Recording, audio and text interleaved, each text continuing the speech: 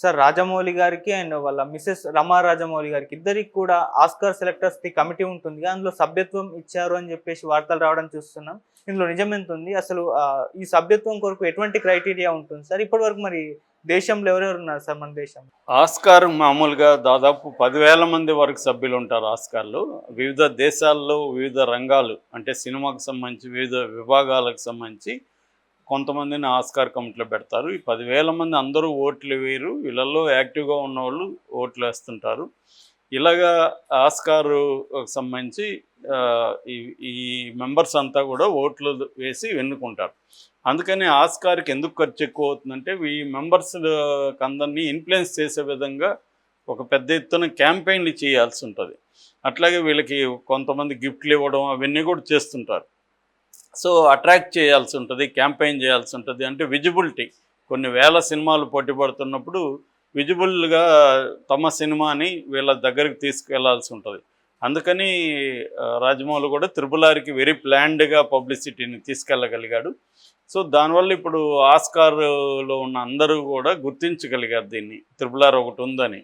So అది జరిగింది. ఇప్పుడు ఇంకొక ప్రెస్టీజియస్ విషయం, తెలుగు సినిమా గర్వపడాల్సిన విషయం ఏంటంటే రాజమౌళికి, రమా రాజమౌళికి ఆస్కార్ అవార్డు కమిటీలో సభ్యత్వం వచ్చింది. ఈ ఇయర్కి సంబంధించి మొత్తంగా 57 దేశాల నుంచి 487 మందిని కొత్తగా ఈసారి ఆహ్వానించారు.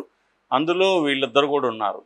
సో ఇది ఖచ్చితంగా తెలుగు ఇండస్ట్రీకి గర్వకారణం అని చెప్పచ్చు. అయితే గత ఏడాది కూడా కొంతమంది ఉన్నారు. రామ్ చరణ్ ఉన్నాడు గత సంవత్సరంలో, జూనియర్ ఎన్టీఆర్ ఉన్నాడు, కీరవాణి ఉన్నాడు, చంద్రబోస్ ఉన్నారు, సెంధిల్ కుమార్ ఉన్నాడు, సాబు సిరిల్ ఉన్నారు.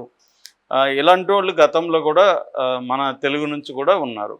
అయితే ఇప్పుడు రాజమౌళి, రమా రాజమౌళి ఏమో దర్శకుడి కేటగిరీలో, రమా రాజమౌళి ఏమో కాస్ట్యూమ్ డిజైన్ కేటగిరీలో. అంటే కాస్ట్యూముకు అవార్డులు ఇచ్చడానికి సంబంధించిన సినిమాలను కొన్నిటిని ఈమెకు పంపిస్తారు, చూసి వాటి మీద తన అభిప్రాయము, ర్యాంకు పెట్టమని.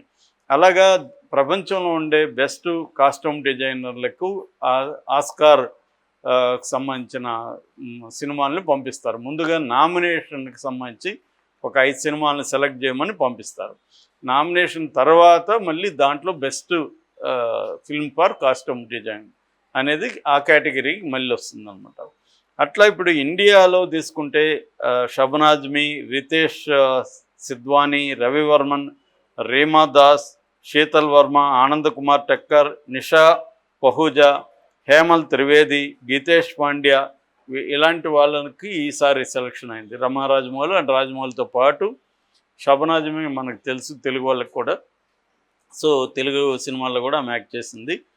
మన రాఘవేంద్రరావు కొడుకు సినిమాలో కూడా ఆమె యాక్ట్ చేసింది. అలాగా ఇలాంటి వాళ్ళని ఇప్పుడు చేస్తున్నారు. సో ఇది ఒక రకంగా ప్రెస్టీజియస్ అని చెప్పాలి. దీంట్లో గతంలో కూడా మనకి చాలా అవార్డులు వచ్చాయి తెలుసు మనకి. విలేజ్ రాక్ స్టార్స్ తీసిన రేమాదాస్ ఉన్నాడు దీంట్లో. ద క్రిటిక్ లీప్ ఇయర్ సినిమాలు తీసిన ఆనంద్ కుమార్ టక్కర్ ఉన్నాడు. ఈసారి మొత్తంగా 71 మంది ఆస్కార్ నామినీలు, మరో 19 మంది ఆస్కార్ విజేతలు ఉన్నారు. అంటే గతంలో ఆస్కార్ అవార్డులు వచ్చిన వాళ్ళు, తర్వాత నామినేట్ అయిన వాళ్ళని కమిటీలోకి తీసుకుంటారు. అంటే వాళ్ళకి ఆల్రెడీ సినిమా మీద కమాండ్ ఉండాలి, క్వాలిటీ సినిమాకు సంబంధించిన ఇతర విభాగాల్లో క్వాలిటీ ఇచ్చి ఉండాలి. వాళ్ళు ఎవరినంటే వాళ్ళని వీళ్ళు తీసుకోరు. అంటే క్రైటీరియా ఏదో ఒకటి ఉండాలి కదా, ఆస్కార్ కమిటీకి ఒక క్రైటీరియా ఉండాలి. సో ప్రపంచవ్యాప్తంగా బెస్ట్ ఫిల్మ్స్ని వివిధ విభాగాల్లో సెలెక్ట్ చేయాలంటే ఆ సెలెక్ట్ చేసే కమిటీలో ఉన్న పీపుల్ కూడా వివిధ విభాగాల్లో బెస్ట్ క్వాలిటీ ఆల్రెడీ ఇచ్చి ఉండాలి. ఇప్పుడు మనకి ఉన్న ప్రాబ్లం అదే. మన దేశంలోకి వచ్చేసరికి పొలిటికలీ మోటివేటెడ్ వాళ్ళని అందరినీ కూడా పంపించేస్తూ ఉంటారు. వాళ్ళల్లో చాలామంది అసలు ఏమీ ఆ కళారంగానికి సంబంధించిన నాలెడ్జే ఉండదు వాళ్ళకి. అందుకని అవార్డులు కూడా మనకి చాలా ప్రాబ్లమేటిక్గా ఉంటాయి. అందుకని ఇక్కడ అవార్డు తెచ్చుకున్నాడు, అవార్డు ఎవరు తెచ్చుకోవాలి అనేది అంటుంటారు, అంటే ఇన్ఫ్లుయెన్స్ చేసుకోవాలి. ఆ మధ్య కూడా నాతో ఒక award committee member, senior music director Tamil అతను మాట్లాడుతూ, వాళ్ళు ఎక్కడ ఏ హోటల్లో ఉన్నామో తెలియకుండా దాక్కొని ఉన్నారంట. అడ్రస్లు తెలియకుండా ఫోన్ నెంబర్లు పెట్టుకొని, ఎందుకంటే పెద్ద పెద్ద ఎత్తున ఇన్ఫ్లుయెన్స్లు చేస్తున్నారంట వాళ్ళని, ఏది జాతీయ అవార్డులు కోసం. అట్లా ఉంటుంది ప్రెజరు అని ఆయన కొంతమంది పేర్లు కూడా చెప్పారు, హిందీలో ఎవరెవరు ఆయన్ని ప్రెజర్ చేయడానికి ట్రై చేశారని. సో ఆ స్థాయిలో ఇక్కడ ప్రెజర్ చేసి లాబింగ్ చేసి అవార్డులు తెచ్చుకుంటుంటారు. అవి కానీ పద్మ అవార్డ్స్ కానీ ఇవన్నీ కూడా లాబింగ్లు జరుగుతాయి. ప్లస్ గవర్నమెంట్కి, అధికారంలో ఉన్న గవర్నమెంట్కి ఎవరికి ఇస్తే ఉపయోగకరంగా ఉంటుంది, వాళ్ళకి పొలిటికల్గా ఎవరికి ఇస్తే బాగుంటుందని చూసుకుంటారు. ఇక్కడ ఇప్పుడు పివి నరసింహారావుకి ఇచ్చాడు, ఆయనకి అర్హత లేదని కాదు, బ్రహ్మాండమైన అర్హత ఉంది ఆయనకి ఎందుకు ఇచ్చారంటే పొలిటికల్గా ఇక్కడ కాంగ్రెస్ పార్టీకి కొంత మేలు జరుగుతుంది, దాన్ని ఆపాలంటే మనం కాంగ్రెస్ పార్టీలో ఉండే ఒక ఐకాన్కి మనం ఓన్ చేసుకుంటే అది మనకి టర్న్ అవుతుంది అని బీజేపీ వాళ్ళు ఇటు పటేల్ని లాంటి వాళ్ళని వాళ్ళు అప్రోప్రియేషన్ అంటారు ఇంగ్లీష్లో, అలాగా వాళ్ళు ఓన్ చేసుకోవడం. ఇక్కడ కూడా కేసీఆర్ కూడా అదే టాక్టిక్స్ ప్లే చేశాడు. ఇక్కడ కూడా పివి నరసింహారావుకి సంబంధించి కేసీఆర్ ఓన్ చేసుకొని ఆయన విగ్రహాన్ని పెట్టడం, ఇవన్నీ కూడా చేశాడు. సో ఈ అవార్డు కమిటీస్లో ఇలాంటి పాలిటిక్స్ ఉంటుంది. ఆస్కార్లో ఉండదా అంటే ఆస్కార్లో కూడా ఇటువంటి పాలిటిక్స్ ఉంటాయి. అంటే వీళ్ళు ఆ సభ్యుల దగ్గరికి సినిమాని తీసుకెళ్ళడం, ఆ సభ్యులకి కాస్ట్లీ గిఫ్ట్లు ఇవ్వడం, వాళ్ళని పెద్ద పెద్ద డిన్నర్ పార్టీలు వాళ్ళకి ఇవ్వడం, ఇవన్నీ చేస్తారు. ఇవన్నీ రాజమౌళి కూడా చేశాడు. కాకపోతే మన ఇండియన్స్ ఇంతవరకు పెద్దగా పట్టించుకోలేదు. ఇవన్నీ గతంలో కూడా చేసి ఉండొచ్చు, కానీ పెద్దగా పట్టించుకోలేదు. లగాన్ టైంలో కూడా లగాన్ సినిమాకి కూడా చేశారు.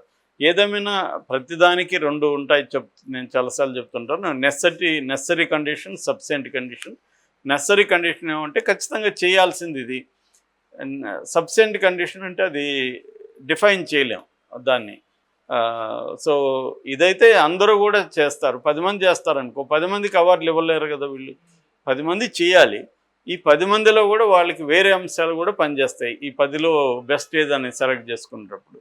సో అలాగా రాజమౌళి ఇవన్నీ స్టడీ చేసి ఈ ఆస్కార్ అవార్డుల కమిటీ ఎలా ఫంక్షన్ ఉంటుంది, ఎవరు ఓటు ఇప్పటి వరకు అయిన వాళ్ళని కూడా కాంటాక్ట్ చేయగలిగాడంట రాజమౌళి. అంటే వాళ్ళని ఎవరు పట్టించుకునే వాళ్ళని కూడా కాంటాక్ట్ చేసి వాళ్ళు కూడా ఓటుల్లో పాల్గొనేట్టుగా చేసి వాళ్ళని కూడా ఇన్ఫ్లుయెన్స్ చేయడానికి ట్రై చేస్తాడు అనేది చెబుతారు. దానికోసం ఒక దాదాపు 70-80 కోట్లు ఖర్చు పెట్టారనే పుకార్లు కూడా వచ్చాయి. అది కరెక్ట్ అమౌంట్ తెలియదు, కానీ మొత్తానికైతే బల్క్ అమౌంటే దానికోసం ఖర్చు పెట్టారు రాజమౌళి వాళ్ళు. దానివల్ల వాళ్ళకి ఏమైంది, మార్కెట్ అనేది విస్తరించింది. ఇదంతా కూడా ఫ్యూచర్ ఇన్వెస్ట్మెంట్ అనమాట. సో ఇప్పుడు మార్కెట్ ఇన్వెస్ట్ కావాలంటే నీ ప్రజెన్స్ అనేది విపరీతంగా రావాలి. సో ఇప్పుడు దీనివల్ల కాంటాక్ట్స్ వచ్చాయి, ఇంటర్నేషనల్గా మార్కెట్ ఎక్స్పోజర్ తెలిసింది, వేరే దేశాల మార్కెట్ని ఎలా క్యాప్చర్ చేయాలనేది. అట్లాగే ఇప్పుడు సినిమా తీసేటప్పుడే ఏమేమి ఎలిమెంట్స్ పెట్టాలి ఇంటర్నేషనల్ మార్కెట్ కోసం అనే విషయం కూడా రాజమౌళికి కంప్లీట్గా గ్రిప్ వచ్చింది. అందుకని ఇప్పుడు మహేష్ బాబు సినిమాలో టెక్నీషియన్లు కావచ్చు, ఆర్టిస్టులు కావచ్చు, ఇంటర్నేషనల్ కంపోజిషన్ ఉండేట్టుగా చూసుకుంటున్నారు అన్నమాట. సో ఇవాళ ఏంటంటే ఎప్పటికప్పుడు మార్కెట్ని విస్తరించుకుంటూ పోతే దానికి తగిన క్వాలిటీ సినిమా అందించవచ్చు. ఎందుకంటే క్వాలిటీ అనేది మనీతో కూడుకున్న అంశం. సో క్వాలిటీ అనేది అన్నిసార్లు మనీతో కాకపోవచ్చు, కానీ ఒక బిగ్ బ్యాంగ్లో వెళ్ళాలనుకున్నప్పుడు ఎక్కువ సార్లు మనీతో కొన్ని క్రియేటివిటీ ఉంటే సరిపోదు. ఆ క్రియేటివిటీని సెల్యులాయిడ్ స్క్రీన్ మీదకి తీసుకురావడానికి మనీ కూడా అవసరం. ఇప్పుడు మనకు టైటానిక్ లాంటి సినిమా క్రియేటివిటీ ఉంది దాంట్లో 100%.